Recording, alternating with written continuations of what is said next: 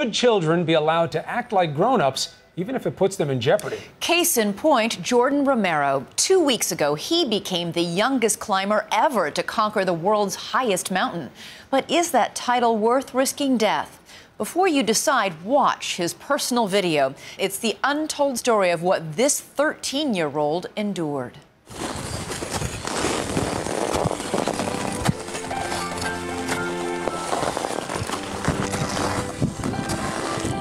This is the story of a boy's dream and a father who would climb any mountain to give it to him. Jordan Romero has already scaled the world's highest peaks on 6 different continents, including Denali in North America. You're on the top of Denali, buddy. All the way up here.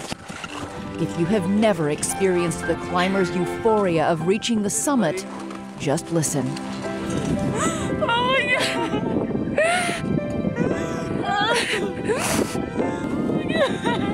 We did it! Oh my God! Just days ago, braving the most violent and dangerous conditions on Earth, this 13-year-old boy stood on top of Mount Everest, an astounding feat that more than 200 other climbers have died trying to achieve.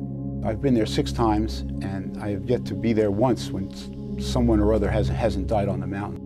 Dr. Ken Kamler is the author of Surviving the Extremes and was on Everest in 1996 when 8 climbers died. What makes this such a deadly mountain? The summit's over 29,000 feet. That's the cruising altitude from transatlantic jets. Temperatures are often 40 degrees below zero or more.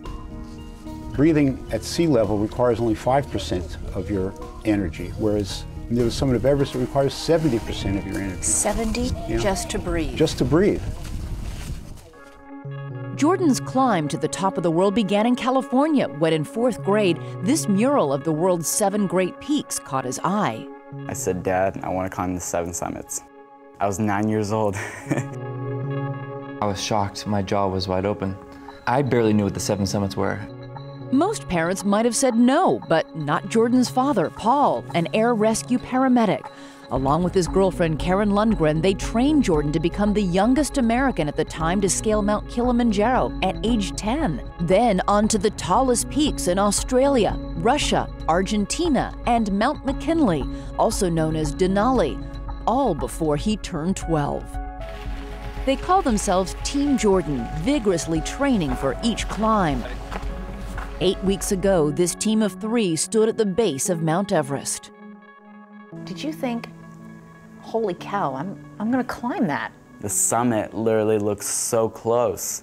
You know, you think you could just pack a couple water bottles and extra fleece and just go. There have been a lot of people who died trying to climb that mountain. I tried not to let it get to my head. That was the key. I make no bones about it. I know we're taking to mountaineering. I know we're hanging on a rope. We're mountain climbing. It was pretty scary, so you just gotta like put your life and trust the rope. What was it like breathing up there? It was really hard. It feels like you have cinder blocks on your legs. Breathing heavily and taking 5-minute breaks every 20 seconds. 80 to 90% of climbers hire expensive professional guides to help them summit. Team Jordan did not, instead hiring local Sherpas, who traditionally assist climbers but do not make critical decisions about when to try and summit, and even more important, when to turn back.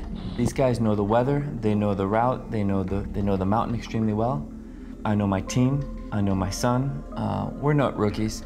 But it is still a gamble. Team Jordan climbs the deadlier northern face of Everest, which is colder, windier, and where one night hurricane-force gales ripped through their camp at 120 miles per hour.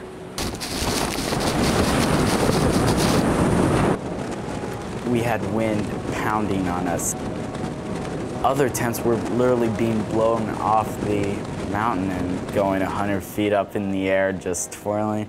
You know, that was a little bit scary, but you know what? It's crazy up there. Crazy, dangerous, and suddenly deadly when right in front of them a towering wall of ice collapses, almost killing them.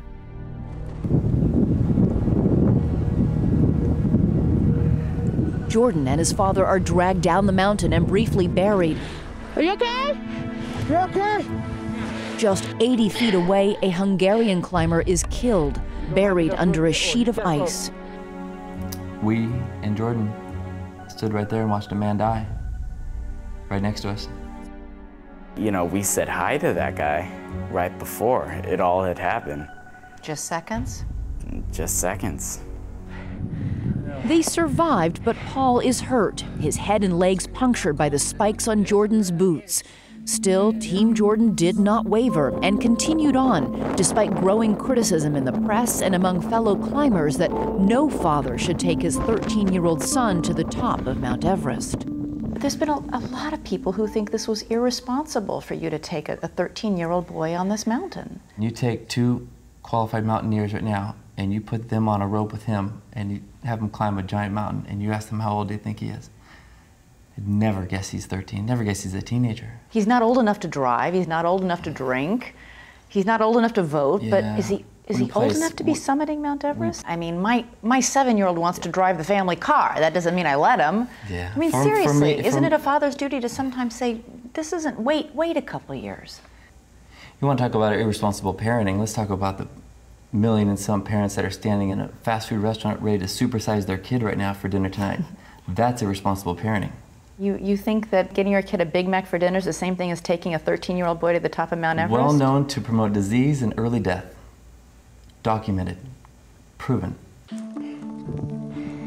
Whatever you think about a 13-year-old boy climbing Everest, no one can dispute Jordan's tremendous strength and skill. Jordan actually gets faster and stronger the higher he gets. As they near the summit, Jordan and his father wear oxygen masks. Most climbers need them in the ultra-thin air. The summit's just probably 100 or 200 feet above us. And now, after 5 weeks on Everest, Jordan was about to become the youngest person ever to stand on top of the world. What did it feel like to summit Mount Everest? To set that world record? It felt really good. I just filled my goggles full of tears. You know, it wasn't so much for the record. You know, I was just so happy that our whole team had done it. Do you think other kids should try and do this? Do you think other 13-year-olds should try?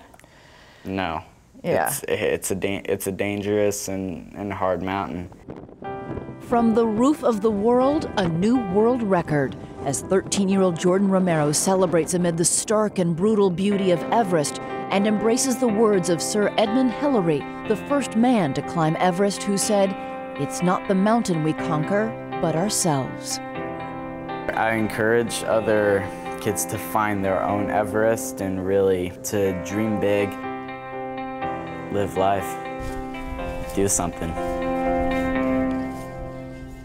Jordan's next accomplishment, graduating from 8th grade, and then it's on to his 7th and final peak, Mount Vinson in Antarctica.